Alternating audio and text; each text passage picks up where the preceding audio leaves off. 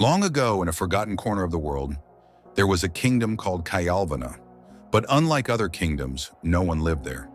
The grand palaces stood empty, their gold-plated domes cracked like eggshells. The temples were buried under dust. Their once vibrant murals of gods and dancers now faded to ghosts. The streets echoed with silence, save for the groan of rusted weather vanes spinning in the wind. No one knew what had happened. No one dared to enter. The people of nearby lands whispered, "Kalvana devours the lonely and the unloved." But one day a wandering sage named Rishi Vedhan arrived. Unlike others, he did not fear the stories.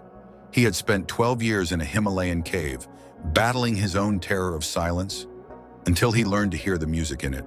He stepped inside. The gates melted like smoke behind him. At first, Vedhan saw only ruins. The air tasted of ash and old incense. But as he walked deeper, shadows began to twitch at the edges of his vision. Whispers slithered into his ears. "Stay, stay with us." Then a figure materialized. A king with a crown of tarnished silver, his robes moth-eaten, his eyes two voids.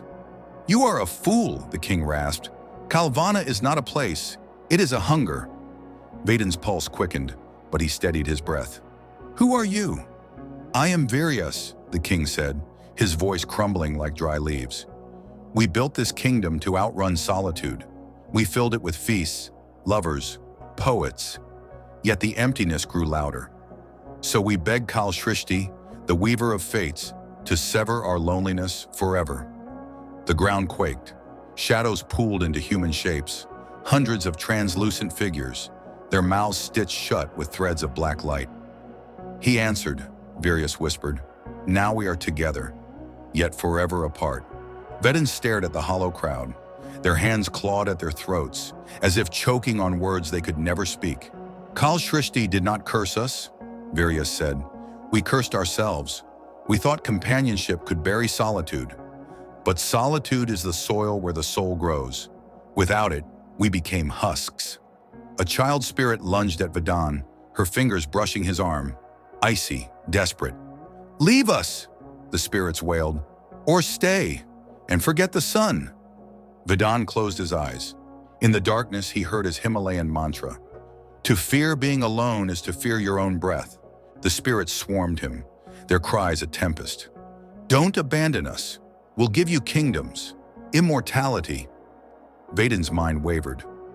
What if I'm wrong? What if solitude is just another kind of death? Then he remembered his cave, the howling wind, the starless nights, and the dawns that came anyway. He let go. A roar split the sky. The palaces disintegrated. The spirits unraveled into strands of golden light, their stitched mouths finally smiling. Viryas' crown dissolved. "Thank you," he breathed, vanishing into the wind. When Vedhan opened his eyes, he stood in a desert. Where Kalvana once loomed, a single lotus bloomed, its petals white as moonlight. He knelt and whispered, "Solitude is not emptiness. It is the space where we meet ourselves."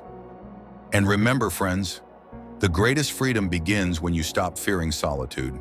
Embrace the silence, find yourself, and never let fear cage your soul.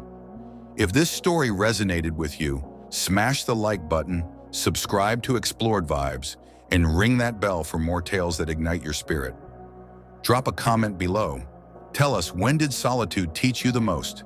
Stay curious, stay brave, and until next time, keep exploring the vibes within.